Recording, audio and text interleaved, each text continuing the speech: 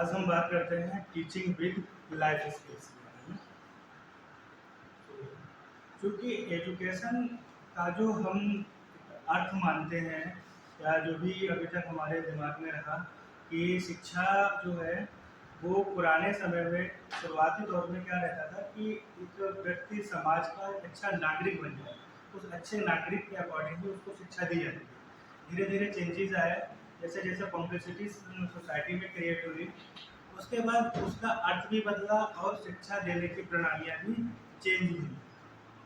जैसे इसमें दिया है, विवेकानंद की डिफिनीशन है कि education is not the amount of information that we put into in your brain and runs out there undigested and all your life। मतलब शिक्षा इस तरीके की ना हो कि हमने उसको एक इंफॉर्मेशन के रूप में उसके दिमाग में पुश कर दिया और वो उसका दुरुपयोग करे और उस वजह से अपनी पूरी लाइफ को स्पॉइल कर दे। कहीं ना कहीं हमें उसके अकॉर्डिंग या जो सोसाइटी की नीड्स हैं उसके अकॉर्डिंग शिक्षा दी जानी चाहिए। इसी रेफरेंस में यूनेस्को में 1993 में एक सेमिनार हुआ था और उसके बाद एक डेलर रिपोर्ट आई थी 1996 में, जिसका जो टॉपिक था एजुकेशन विद थ्रेशर करके टॉपिक था, जिसमें उन्होंने कहा कि एजुकेशन के 4 पिलर्स होने चाहिए। पहला पिलर है हमारा learning to know, learning to do, learning to live together, learning to be. यानी कि हम जानने के लिए सीखें, करने के लिए सीखें, एक दूसरे के साथ रहने के लिए सीखें और कुछ बनने के लिए, समाज के हिसाब से हम काम करने के लिए इस तरह से हमें शिक्षा प्रोवाइड करानी चाहिए। जनरली सैद्धांतिक तौर पर अगर हम बात करें तो जैसे हमने हार्वर्ड प्लानिंग के आधार पर बच्चों को पढ़ाने की तैयारी की, फिर बहुत सारे मतलब कंटेंट आए, टेक्निक्स आई, मेथड्स आए, हमने उस हिसाब से बच्चों लोगों को सिखाने की तैयारी की। लेकिन क्या वो सोसाइटी की नीड्स को पूरा कर पा रहे हैं? क्या बच्चे को जिस तरीके से हम तैयार कर रहे हैं क्या वो वास्तविकता में अपने उन फ्यूचर लाइफ में उस तरीके से एडजस्ट कर पा रहे हैं? इन्हीं चीज़ों को देखते हुए WHO ने 10 कोर लाइफ स्किल्स के बारे में बताया कि अगर हम बच्चों को इन कोर स्किल्स के बारे में के थ्रू अगर हम टीचिंग करें तो वो लाइफ में ज़्यादा एडजस्टेबल होंगे।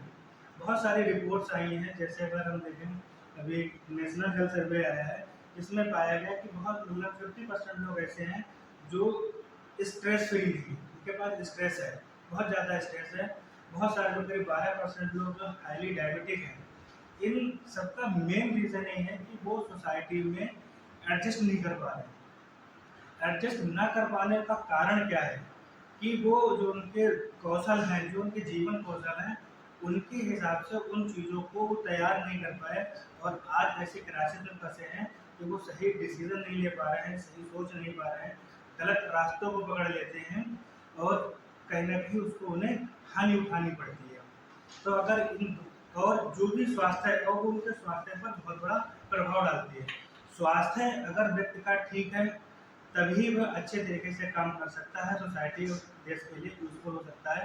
अगर उसका स्वास्थ्य ही प्रभावित होने लगा तो वह अपने लाइफ में उस शिक्षा का कोई योगदान नहीं कर सकता।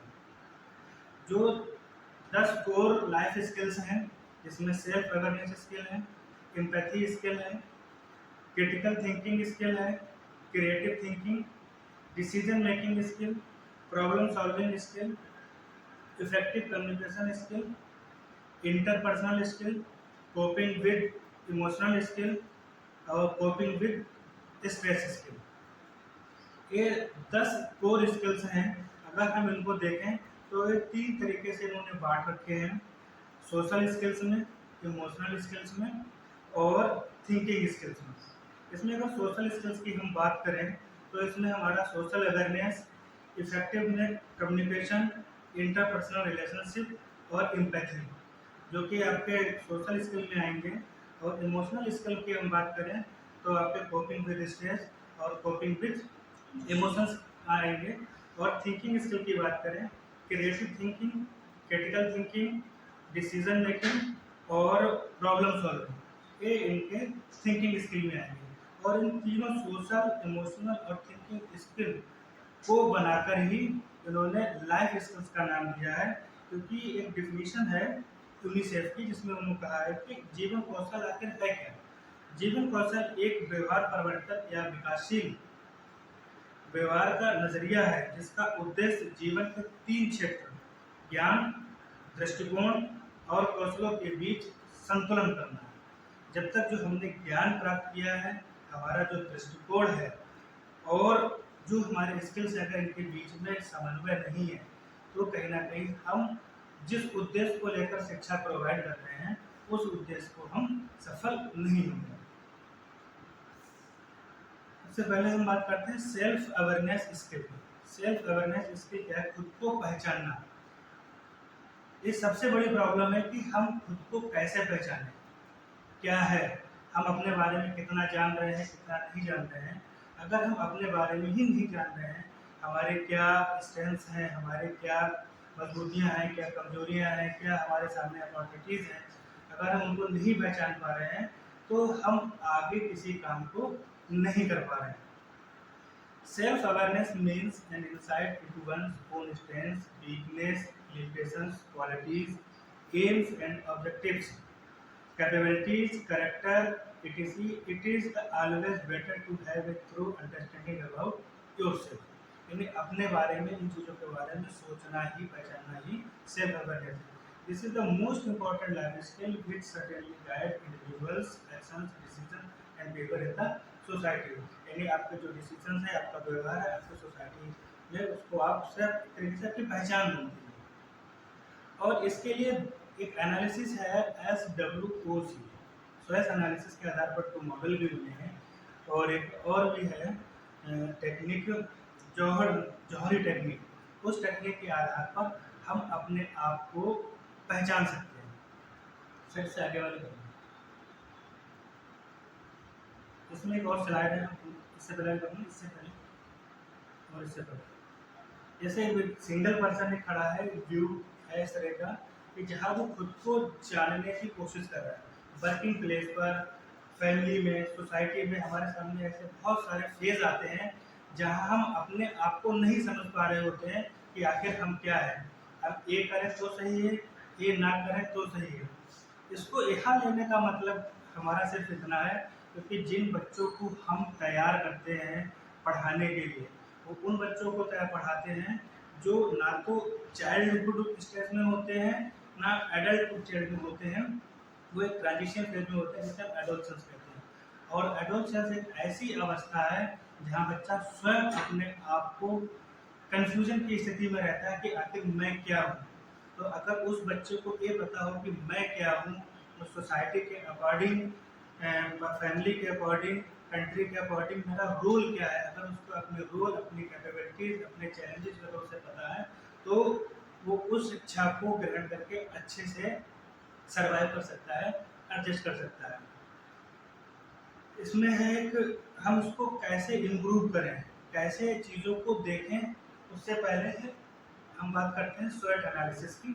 स्वॉट एनालिसिस चूँकि मैनेजमेंट में बहुत ज़्यादा एक मॉडल है, ये बहुत ज़्यादा यूज होता है स्वॉट एनालिसिस में। और इसको अल्बर्ट हम्पर ने इसको इजाद किया था कि स्वॉट एनालिसिस में क्या है। इसमें 4 वर्ड है, एस, डब्ल्यू, ओ और टी। एस का मतलब है स्ट्रेंथ, डब्ल्यू का मतलब है वीकनेस यानी हमारी कमजोरियाँ, ओ का मतलब है अपॉर्चुनिटीज, हमारे अवसर, और एस का मतलब है हमारे सामने हमारी चुनौतियाँ। क्या चुनौतियाँ हैं? अगर हम इसको देखें तो इसमें 2 चीज़ें हैं, इंटरनल और एक्सटर्नल। इंटरनल में हमारी कौन कौन सी हैं? हमारी स्ट्रेंथ, हमारी वीकनेस, ये हमसे रिलेटेड है, खुद की हमारी अपनी कमजोरियाँ, हमारी मजबूतियाँ। और अपॉर्चुनिटीज़ और थ्रेट्स जो हैं वो एक्सटर्नल हैं, जो अवसर हमें बाहर से प्राप्त होंगे, चुनौतियाँ भी हमें बाहर से मिलेंगी। इसको अगर हम एग्जाम्पल के तौर पर देखें तो अगर किसी बच्चे ने कक्षा 8 पास कर लिया है और कक्षा 9 में वो अब एडमिशन लेने जा रहा है, तो अब वो क्या करे, कौन से सब्जेक्ट चूज करे, कौन सा इंस्टीट्यूट चूज करे, इन चीज़ों के लिए उसे सबसे पहले अपना एनालिसिस करना पड़ेगा कि उसकी स्ट्रेंथ क्या है, उसकी मजबूती क्या है, किन सब्जेक्ट्स को वो पढ़ सकता है, किन सब्जेक्ट्स में वो ज़्यादा अच्छा पढ़ने में है, किन सब्जेक्ट में उसका जो पकड़ है, कैपेबिलिटी है, किसमें ज़्यादा है, उस आधार पर उस सब्जेक्ट का चयन कर देंगे। ये उसकी स्ट्रेंथ है। अब उन सब्जेक्ट के आधार पर उसे अब इंस्टीट्यूट भी चाहिए। अब उस इंस्टीट्यूट, कौन से इंस्टीट्यूट में वो जाए जहाँ पर वो उन चीज़ों को, जो उसको अवसर मिल रहा है, जहाँ वो पढ़ सकता है। अब वहाँ उसकी वीकनेस क्रिएट होगी। हो सकता है कि एक ऐसा इंस्टीट्यूट हो जिसकी फीस बहुत ज़्यादा है। अब उसकी फीस वो कैसे भरे? तो अगर उसकी फैमिली ने सपोर्ट किया कि नहीं बेटा, तुम जो पढ़ना चाहते हो, जिस इंस्टीट्यूट में पढ़ना चाहते हो, हम तुम्हें पढ़ाएंगे, तुम अपने अकॉर्डिंग अपने सब्जेक्ट्स का चयन कर लो। तो अपने अपने सब्जेक्ट का चयन कर लिया। जो वीकनेस थी कि उतने उस स्कूल में हमारी भरपाई होगी, उस स्कूल में हम पढ़ पाएंगे, नहीं पढ़ पाएंगे, वो वीकनेस उससे पता लगी। अपॉर्चुनिटीज़ क्या है कि अगर हम इस सब्जेक्ट को पढ़ेंगे तो हम डॉक्टर बन सकते हैं, अगर हम मैथ लेंगे तो इंजीनियर बन सकते हैं, आईआईटी में एडमिशन ले सकते हैं, अगर हम बायो का सब्जेक्ट लेंगे तो हम डॉक्टर बन सकते हैं, अगर हम कॉमर्स लेंगे तो हम चार्टर्ड अकाउंटेंट बन सकते हैं, बहुत सारे। लेकिन अब थ्रेड्स, चुनौतियाँ उसके सामने आएंगी कि अगर हम मैथ्स लेते हैं, बहुत सारे लोग मैथ्स लेते हैं, सारे जितने भी हमारे सराउंडिंग में सारे लोग अब इंजीनियर बनना चाहते हैं, इतना ज़्यादा कंपटीशन है, क्या हम उस कंपटीशन में सफल होंगे? या जो भी उसने अपने आप को तैयार किया है, उन तैयारी में उसके सामने चुनौतियाँ भी होंगी। जब हम इन चीज़ों का एनालिसिस कर लें, अगर सही से अगर हम एनालिसिस कर लें, तो हम उन चीज़ों को अचीव कर सकते हैं। जैसे हम ही सारे लोग बहुत सारे बैठे हैं, इस समय हमारे सामने चुनौती है कि हम हायर एजुकेशन में जा पा रहे हैं। ये हर किसी की एक मंशा है, अचीवमेंट है कि हम यहाँ से निकल कर हायर एजुकेशन में टीजीटी पीजीटी में चले जाएँ। अब यहाँ हमारे सामने हमारी स्ट्रेंथ क्या है, हमें अपने आप को पता होना चाहिए कि उसका सिलेबस है, उस सिलेबस में हम सब्जेक्ट में अच्छा कर लेंगे, हमारा जीएस खराब हो जाता है, या सब्जेक्ट में भी हमारे अलग अलग फिलोसफी है, मनोविज्ञान है, आपका रिसर्च है, टेक्नोलॉजी है, इसमें से हमारा कौन सा क्वेश्चन अच्छा है, कौन सा क्वेश्चन वीक है। जो वीक है वो हमारा वीकनेस में जाएगा, जो हमारी अच्छा है वो हमारे स्ट्रेंथ में जाएगा। अपॉर्चुनिटीज हमारे लिए है कि अगर हमने इन चीज़ों को कोऑर्डिनेट कर लिया सही से, तो हमें हायर एजुकेशन में जाने का अवसर मिलेगा। चुनौती ये है कि सीट 4 है, उसमें साथी सर ने भी भरा, सती सर ने भी भरा, हमने भी भरा, और अफजल सर ने भरा, बोले 4 तो ही भर देंगे। ये चुनौतियाँ हमारे सामने, जिनको हमें डे टू डे हमें अपने आप को उनसे फेस करना पड़ता है। इन चुनौतियों को हम कैसे निपटें, इनको हम कैसे इस लाइफ को कैसे इस स्ट्रगल से कैसे फेस करें, कैसे अपने सेल्फ अवेयरनेस को इंक्रीज करें, उसके लिए जौहरी विंडो टेक्निक आती है। जौहरी विंडो टेक्निक में इसमें तो 4 पोर्शन बने हुए हैं। नो बाई सेल्फ, यानी हम खुद को जानते हैं। अननोन बाई सेल्फ, जहाँ हम ऐसा कोई करते हैं जहाँ हम खुद को नहीं जानते। नोन बाई सेल्फ और अननोन बाई सेल्फ। यहाँ गलत लिखा हुआ भाई, अदर्स है, नोन बाई अदर्स और नोन बाई अदर्स, ये मिस्टेक है। और उन 4 एरिया में हमारे 4 एरिया है, ओपन एरिया है, ब्लाइंड एरिया है, हिडन एरिया है और अननोन एरिया है। अगर हम बात करें नोन बाई सेल्फ और नोन बाई अदर्स, यानी कि जो ओपन एरिया है उसमें हम खुद भी जान रहे होते हैं और हमारे बारे में दूसरे भी जान रहे होते हैं। ब्लाइंड एरिया की अगर हम बात करें कि तो नोन बाई सेल्फ, हम खुद तो जान रहे होते हैं लेकिन दूसरे उसके बारे में नहीं जान रहे होते हैं। हिडन एरिया, हिडन एरिया में भी यही है, सॉरी अननोन बाई सेल्फ में है कि हम खुद नहीं जान रहे होते हैं लेकिन दूसरे हमारे बारे में जान रहे होते हैं। और हिडन एरिया में क्या है कि सिर्फ हम जान रहे होते हैं और दूसरे उसको नहीं जान रहे होते हैं। और अननोन एरिया में है कि आप तो नहीं जान रहे होते हैं लेकिन दूसरे उसको जान रहे होते हैं कि ऐसा क्या इसमें कुछ है। अगर हम बात करते हैं जैसे ओपन एरिया में, ओपन एरिया में जैसे हम खुद के बारे में कहें कि अपने बारे में अपने आप को 3 शब्दों में एक्सप्लेन करें। तो ये हमारे सामने प्रॉब्लम्स क्रिएट होगी कि हमारे सामने क्या मतलब कैसे हम अपने आप को कहें, क्या बात हम अपने आप को कहें कि जिससे हम अपनी बात को सही तरीके से दूसरे के सामने एक्सप्रेस करते हैं। जैसे जब भी हम कोई इंटरव्यू देने जाते हैं तो बाकी चीज़ें बाद में, सबसे पहले यही पूछ लेता है कि ठीक है अपने बारे में 3 वर्ष बताओ। हम अपने बारे में किन 3 बातों के बारे में बताएं, ये हमारे सामने चैलेंजेस हैं कि क्या हम बताएं, क्योंकि हम अपने आप के बारे में जान ही रहे हैं। सिर्फ इतना जानने से काम नहीं चल रहा कि हम रवि हैं, हमारे फादर ये हैं, हमने ये कर रखा है, इतने जानने से काम नहीं चल रहा। क्योंकि हम जहाँ जा रहे हैं, जहाँ काम कर रहे हैं, वो उसकी क्या एक्सपेक्टेशन है, क्या अपेक्षाएं हैं, क्या वो चाह रहा है, हम उसको क्या बता रहे हैं। अगर दोनों में कोऑर्डिनेशन देंगे तो हम वहाँ पर वीक हो सकते हैं। अगर दोनों चीज़ों को अगर समर्पित करके बता लेंगे तो हम वहाँ पर अचीव करेंगे। तो इसमें 4-5 क्वेश्चन हैं जो कि हम पूछ अपने आप से कर सकते हैं। जैसे डिस्क्राइब योरसेल्फ इन 3 वर्ड्स में हम अपने बिहेवियर के बारे में बता सकते हैं, अपने फीलिंग्स के बारे में बता सकते हैं, अपने इमोशंस के बारे में बता सकते हैं। डिस्क्राइब योर माइंड वर्क्स, आपका दिमाग किस तरीके से काम करता है। आप क्रिएटिव हैं तो आपको क्रिएटिव कर सकते हैं, क्रिएटिव नहीं है तो नहीं कह सकते हैं। रिवील योर करेक्टर, आप अपने करेक्टर के बारे में बता सकते हैं। जैसे अगर आपको दूसरों को देखकर आपको लगता है कि नहीं इसके साथ गलत हो रहा है, आपके अंदर ऐसे इमोशंस क्रिएट होते हैं, या कहीं आप जा रहे हो कोई परेशान है, आपके अंदर ऐसी भावना है तो अपने आप को काइंड करके कह सकते हो, दयालु कह सकते हो।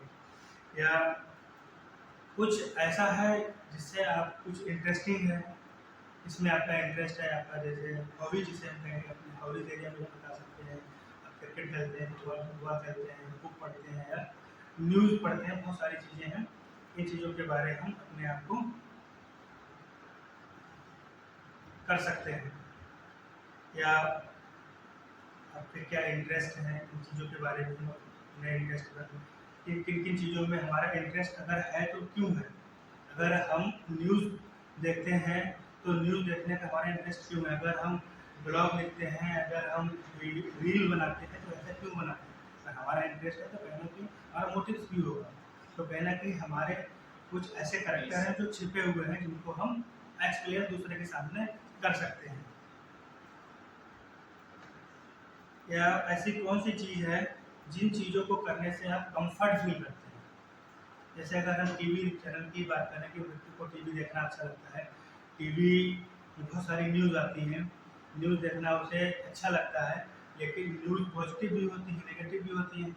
अगर वो पॉजिटिव देखकर कंफर्ट फील करता है तो नेगेटिव देखकर भी उसके अंदर नेगेटिव फील डेवलप हो सकती है। ऐसा भी पॉसिबिलिटीज़ हैं।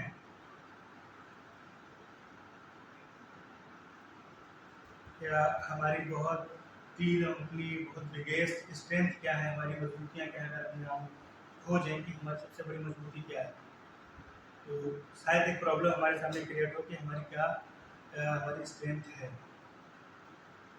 इस तरीके से हम अपने आप को, अपने क्वेश्चंस को कर सकते हैं और अपने आप को पहचान सकते हैं। पहचानने का मतलब हम अपने जो सेल्फ एफिशिएंसी को बढ़ा सकते हैं, अपनी कैपेबिलिटीज़ को बढ़ा सकते हैं।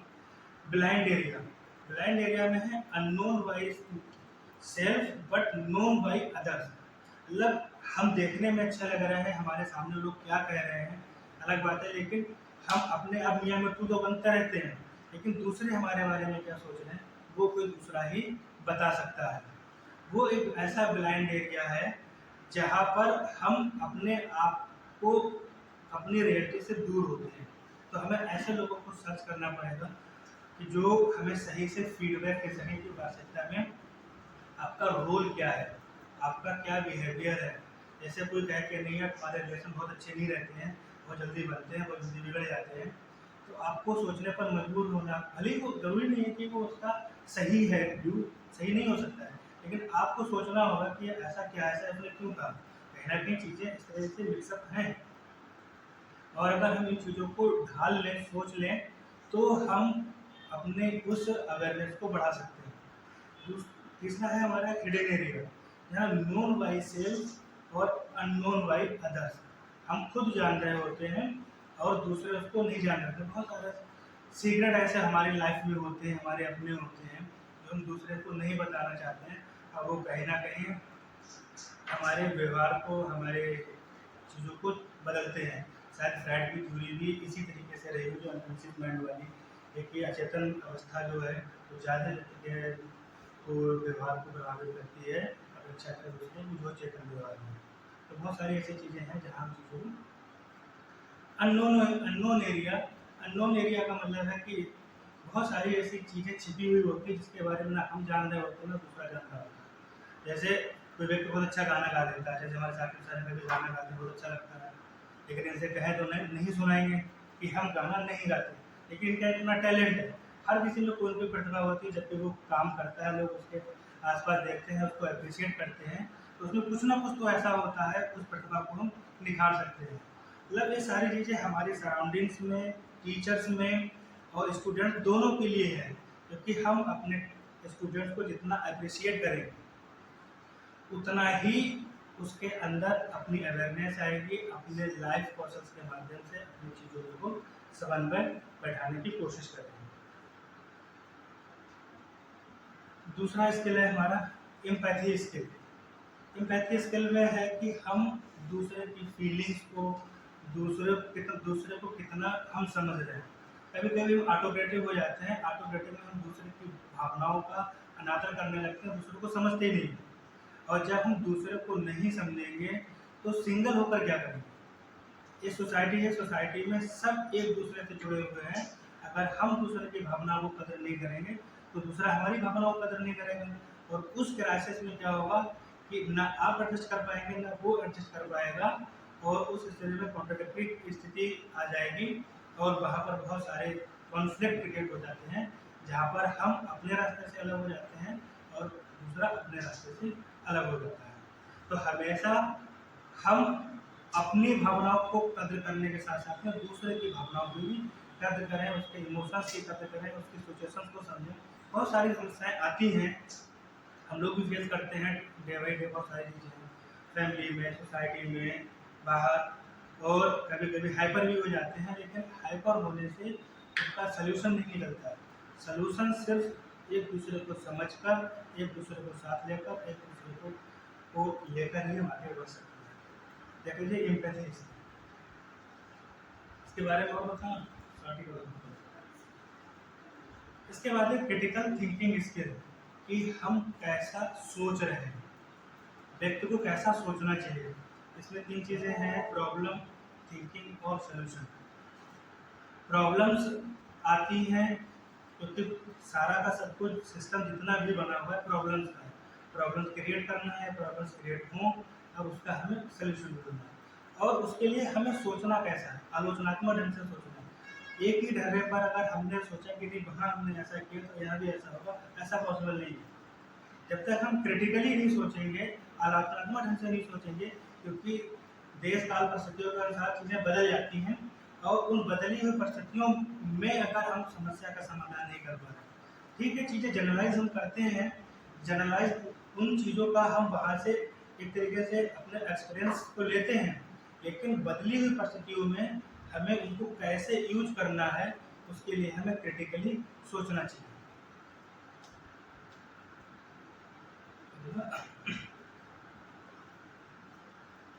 और सोचने के समय ऐसा ना हो कि वो ओरिजिनल ना हो, कॉपी हो या आर्टिफिशियल हो, क्योंकि चीज़ें ओरिजिनल होंगी वही एक प्रिंसिपल का रूप ले पाती हैं, वही जनरलाइज कर पाते हैं। अगर ओरिजिनल नहीं है तो वो चीज़ें हम कभी जनरलाइज उसको कर नहीं पाते। अगला है decision making. Decision making skill, इस स्किल का बहुत इम्पोर्टेंट रोल है कि हम डिसीजन को कैसे ले रहे हैं। आप एक ऑर्गेनाइजेशन में हैं, आप एक स्टूडेंट्स हैं, आप एक अध्यापक हैं, आप एक लीडर हैं, जो भी है, अगर आपको आपके डिसीजन ही आपको आपकी क्वालिटी, आपके कार्य प्रणाली में सुधार कर, सही डिसीजन है या गलत डिसीजन है। कभी कभी हम क्या करते हैं, हम चीज़ों को सोचते ही नहीं, दूसरे ने कहा और डिसीजन ले लिया, और ऐसी स्थिति में हमारे डिसीजन गलत भी हो सकते हैं। क्यों? क्योंकि हमने वहाँ पर दूसरे के इमोशंस का ध्यान नहीं रखा, दूसरे की परिस्थितियों का ध्यान नहीं रखा, क्या परिस्थितियाँ थी हमने उन पर विचार ही नहीं किया। हमारे दिमाग में जो दूसरे ने कहा और हमने उसको फॉलो कर लिया। जैसे हम कहते हैं कान का कच्चा, देहाती भाषा चलती रहती है, कान का कच्चा बस सुना और हमने उसको इम्प्लीमेंट कर दिया, बोले ये तो ठीक है। तो हम जब भी एक कहीं भी जिस पद पर भी हैं, जो भी कार्य कर रहे हैं, सोसाइटी में भी है ना, कोई हमारे पास अपनी सोसाइटी के लिए जिम्मेदार नागरिक हैं, तो सोसाइटी में भी डे बाई डे बहुत सारी ऐसी कंडीशन आती हैं जहाँ पर हमको वॉइस होकर कभी डिसीजन नहीं लेना है। अपने टेम्परामेंट को, अपने एक्सपीरियंस को, अपने पास्ट एक्सपीरियंस को सोच कर, देख कर, उसका क्या सही है, क्या गलत, क्या परिणाम हो सकता है, उस आधार पर हम उसका डिसीजन लें। कभी कभी हम चीज़ों को आवेश में कर तो जाते हैं, अब कर गए, जो होना तो होना, लेकिन उसका इम्पैक्ट फ्यूचर पर या जहाँ हमारी सोसाइटी पर, हमारी फैमिली पर, हमारे स्टेटस पर या हमारे पर्सनालिटी पर प्रभाव को डालता है। तो डिसीजन मेकिंग स्किल ऐसी स्किल है जो व्यक्ति को सही राह भी दिखाती है और उसकी पर्सनालिटी में भी इम्प्रूवमेंट करती है। अगला है प्रॉब्लम सॉल्विंग स्किल। इसको सतीश सर ने बड़े अच्छे से बताया भी था। सेम वही चीज़ें इसमें भी हैं। ये 5 स्टेप्स हैं। प्रॉब्लम आइडेंटिफिकेशन, प्रॉब्लम एनालिसिस, तीसरा है प्लान डेवलपमेंट और प्लान इवोल्यूशन। ये सबसे पहले तो हम प्रॉब्लम है क्या उसको पहचाने। तो जैसा भी डिसीजन मेकिंग में हमने कहा कि हमारे पास कोई प्रॉब्लम आई तो हमने उसको पहचानने की कोशिश नहीं की, डिसीजन ले लिया। लेकिन हम प्रॉब्लम को आइडेंटिफाई तो करें, वास्तविकता में प्रॉब्लम है भी या ऐसे ही है। फिर हम उसके फैक्टर्स को एनालिसिस करें। एनालिसिस करने के बाद फिर हम उसका देखें कि क्या इसका व्यू हो सकता है, क्या इसका हम इसको सॉल्व करने का हमारा क्या प्लान हो सकता है, क्या स्ट्रेटजी हमारी हो सकती है। उस स्ट्रेटजी के अकॉर्डिंग हम उस प्लान को इम्प्लीमेंट करें, क्योंकि हम अनायास ही प्लान तो बना लेते हैं। हमने बहुत सारे प्लान बनाए, अब प्लान बनाने के बाद में इम्प्लीमेंट भी कर दिए, लेकिन उस इम्प्लीमेंटेशन का कोई भी नतीजा नहीं रहा। जैसे अगर हम एक बात करें कि जैसे हमारे इंस्टीट्यूट की अगर हम बात करें, किसी दिन पानी की समस्या हो जाए कि हमें पानी पीने का पानी प्रोवाइड नहीं हो पा रहा, आज हमें समस्या है, तो हमें तत्काल चाहिए, तो हमें क्या करेंगे? प्लम्बर को फ़ोन करेंगे, डायरेक्टर से कहेंगे, या कोई उसका सब्स्टिट्यूट ढूंढेंगे। जैसे नगर निगम में उनका टैंकर है कि तत्काल हमें व्यवस्था करनी है कि टैंकर आ जाए, वहाँ से बच्चों को पानी प्रोवाइड हो जाए। तो 3 सॉल्यूशन है, तीनों हमारे सही हैं। एक तो ये हुआ कि हमने डायरेक्टर से कह दिया हमारा काम खत्म हो गया, अब पानी आया ना आया। प्लम्बर को फ़ोन कर दिया, प्लम्बर आए ना आए जो भी है, फ़ोन तो किया, अब आया नहीं है, लेकिन एक तत्कालिक समाधान उसका नहीं है। सही समाधान ये है कि अगर टैंकर हमारे पास उपलब्ध हो जाता है तो उस समय चीज़ें काम से जाएगा, बाकी चीज़ें आगे पीछे होते रहेंगे। तो कुल मिलाकर ये कि हम प्रॉब्लम को किस तरीके से एनालाइज कर रहे हैं, और अगर हम प्रॉब्लम को ठीक से एनालाइज कर पा रहे हैं तो हम डिसीजन भी सही से ले रहे हैं। और प्रॉब्लम को हम नहीं सही से एनालाइज कर पा रहे हैं तो हम इमोशंस को नहीं समझ पा रहे हैं, इमोशंस को नहीं समझ पा रहे हैं तो हम डिसीजन भी सही से नहीं कर पा रहे हैं। तो कहीं ना कहीं चीज़ें एक दूसरे को कोलैबोरेट कर रही हैं। इफेक्टिव कम्युनिकेशन स्किल, कम्युनिकेशन का बहुत बड़ा रोल है। बहुत सारे वेरियंस कम्युनिकेशन में आते हैं, क्योंकि जब कम्युनिकेशन बलवे हो जाए या मिसकम्युनिकेशन हो तब भी हम सही चीज़ों को नहीं कर पाते हैं। तो प्रॉपर और इफेक्टिवली हमारा हमेशा कम्युनिकेशन होना चाहिए। कभी कभी क्या होता है, मिसअंडरस्टैंडिंग भी हो जाती है कि अरे इन्होंने किया और ऐसा किया और इन्होंने तो जानबूझ के, जैसे था सतीश सर के साथ ही हमारे साथ ऐसा हुआ, कुछ था भेजने की, हमने कहा भेज दिया, सर बोले नहीं भेजा। तो हो सकता है कि चीज़ें बीच में बैरियर्स ऐसे हों कि जिसने उस काम को करा, लेकिन जो फेस टू फेस हमारा कम्युनिकेशन हो गया तो वो चीज़ क्रिएट नहीं हो पाई, वरना होता है कि काम को टाल रहे हैं। ऐसा अक्सर होता है। तो इफेक्टिवली हमारा कम्युनिकेशन कैसा इफेक्टिव हो। कम्युनिकेशन रास्ते बनाता है, रिलेशन बनाता है, और जो हमारी वीकनेस है उसको रिड्यूस भी करता है। सही कम्युनिकेशन की इंटरपर्सनल रिलेशनशिप स्किल, हमारे दूसरों के साथ संबंध कैसे हैं, कैसे हम दूसरे को जज कर रहे हैं, हमारे दूसरे के साथ बैड रिलेशन, गुड रिलेशन, काम चलाओ रिलेशन, बहुत सारे तरीके के रिलेशन होते हैं। लेकिन एक सोसाइटी में रहने के नाते हम पॉजिटिव नेगेटिव सोचते हैं, लेकिन रिलेशन हमारे कैसे होने चाहिए, अच्छे होने चाहिए, पॉजिटिव भी होनी चाहिए। कभी कभी हम नेगेटिव चीज़ों में भी पॉजिटिवनेस देख सकते हैं। अगर पॉजिटिव हैं तो हम सही चीज़ों को बता सकते हैं। जैसे अब बहुत सारे ऐसी प्रॉब्लम्स हैं जिनको हम नेगेटिव ही ले जाते हैं। कभी कभी क्या होता है कि जैसे हमने कोई सुझाव दिया, हम बात आपस में बात कर रहे हैं किसी चीज चर्चा के बारे में, आपने कहा ऐसा कर लो, और किसी ने सुझाव दिया तो हम मान लेते हैं कि हमारा अपोज कर रहा है। वो क्या है, निगेट, क्योंकि हो सकता है हम पहले से ही वाइज हुए इस बात से कि ये जो बोलेगा वो हमारे विरोध में बोलेगा। जैसे अपोजिशन में नहीं होता पॉलिटिकल फील्ड में, विपक्ष बोलेगा वो सही बोलेगा तब भी वो गलत बोल रहा है, गलत बोल रहा है तब भी गलत बोल रहा है। क्यों? वो चीज़ें बाइस्ड हैं इस तरीके से कि ये हमारा विरोधी है। और ऐसे ही हमारी सोसाइटी में भी सारी चीज़ें आती हैं, जनरली हमें महसूस नहीं होता, लेकिन ये चीज़ें इस तरीके से हो जाती है कि ये जो कहेगा वो गलत ही कहेगा। तो हमारे रिलेशन हमेशा कैसे होने चाहिए, पॉजिटिव होने चाहिए। और हर इंडिविजुअल में अपनी अपनी अपनी एबिलिटी है, और उस एबिलिटी को हम यूज करके चीज़ों को हम मजबूत कर सकते हैं, बढ़ा सकते हैं।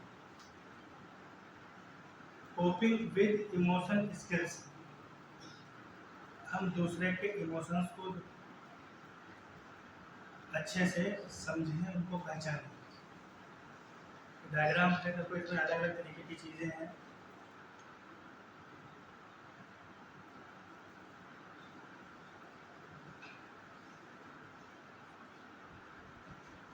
Coping is figuring out ways to deal with or work around these challenges.